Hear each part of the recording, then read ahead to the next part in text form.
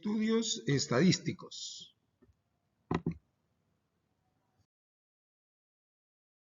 Dentro de los estudios estadísticos es importante tener en cuenta dos elementos, que es la población y la muestra.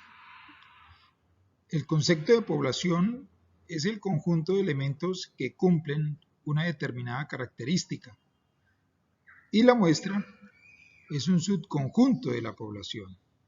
Vamos a explicar y entender estos dos conceptos a través del siguiente ejemplo. En el año 2005, en una encuesta aplicada a 500 adultos de una ciudad, el 22% de los encuestados manifestaron que el clima laboral con respecto al año anterior había desmejorado. En este estudio, la población es la totalidad de adultos de la ciudad y la muestra está constituida por los 500 adultos consultados.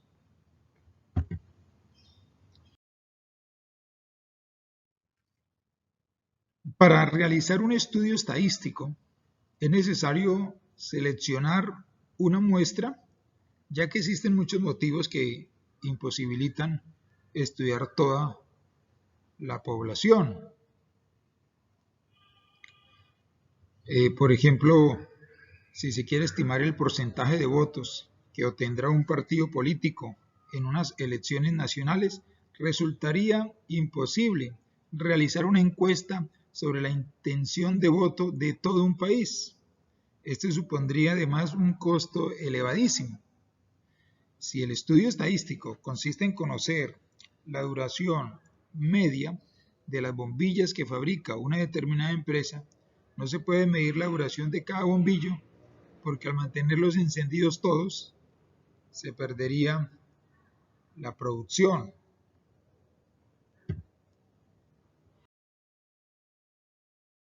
Para que los resultados obtenidos a partir de una muestra sean confiables, esta tiene que cumplir dos condiciones: tener un tamaño adecuado y que sus elementos hayan sido seleccionados de manera aleatoria. Si cumple estas dos condiciones, se dice que la muestra es representativa. En el caso en que la selección no sea aleatoria, se diría que la muestra es sesgada.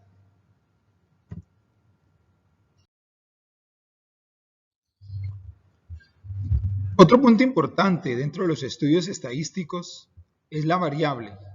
¿Y qué es una variable? Una variable estadística es una característica de una población que se puede medir para hacer un análisis de la misma.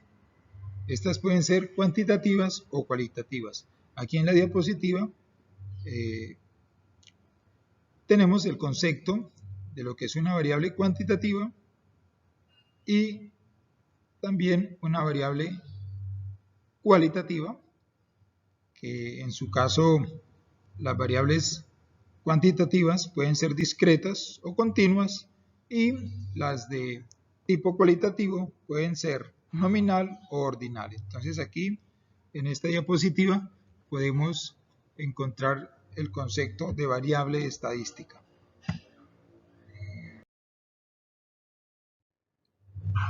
Bueno, y llegamos a distribución de frecuencias para datos agrupados por clases. ¿Qué es una distribución de frecuencias para datos agrupados por clases? Pues una distribución de frecuencias para datos agrupados es una manera de organizar y presentar los datos obtenidos de una observación de manera que se puedan analizar y plantear conclusiones. Dichos datos se pueden agrupar según la frecuencia con que se repiten o con determinados intervalos de valores llamados clases, que resumen la información y son pertinentes cuando el conjunto de datos es numeroso.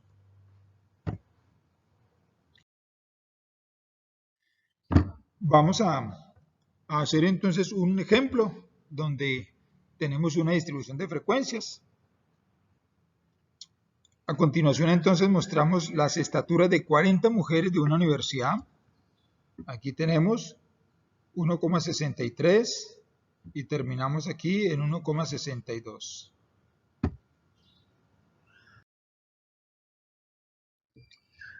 ¿Cómo hacemos para construir la distribución de frecuencias? Bueno, pues podemos resumir la información en una distribución de frecuencias por clases. Para ello, primero se determina el rango, así 1,81, que fue la estatura más alta, le restamos el valor mínimo, la estatura mínima 1,46 y tenemos de diferencia 0,35. Luego se divide el rango en un número de intervalos adecuados que se puede calcular por medio de la expresión raíz de n, donde n es el número de datos. Esta sería la amplitud de cada intervalo. Para este caso se aproxima el valor a 7. Por lo tanto, vemos que amplitud es igual al rango, que fue 0,35, dividido en el número de intervalos, que es raíz de 40, que lo aproximamos a 7, y tenemos aquí que la amplitud es 0,05. Finalmente se construye la distribución de frecuencias y se determina el número de observaciones que corresponde a cada clase, es decir, la frecuencia absoluta, Fi. En la tabla siguiente incluimos la frecuencia relativa, que se simboliza con F sub R, y las respectivas frecuencias acumuladas,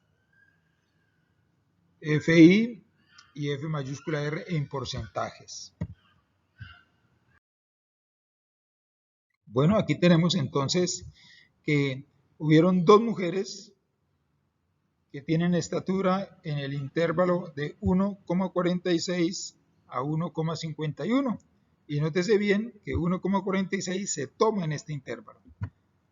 Hay 4 personas que su estatura está en el intervalo de 1,51 a 1,56. Y nótese que 1,51 está en ese intervalo porque tenemos el corchete que significa que se incluye.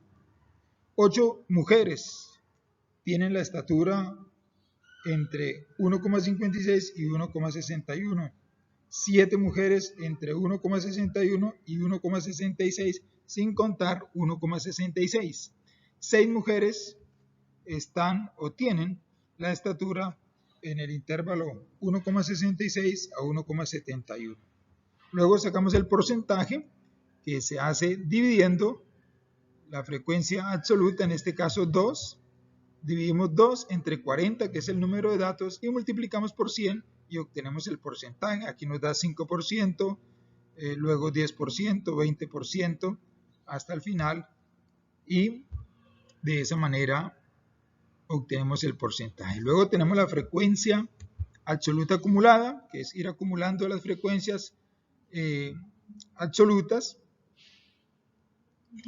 Luego tenemos la frecuencia relativa acumulada, que es ir acumulando o sumando la frecuencia relativa, que también se puede expresar como porcentaje.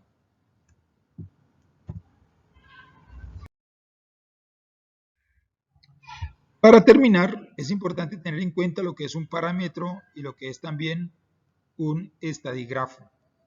Un parámetro es una medición numérica que describe una característica de una población. Un estadígrafo es una medición que describe características relacionadas con la muestra. Los estadígrafos más importantes son las medidas de tendencia central, medida aritmética, mediana y moda. Las medidas de dispersión como rango, desviación media, variancia, desviación típica y coeficiente de variación. Y las medidas de posición como deciles, cuartiles y percentiles.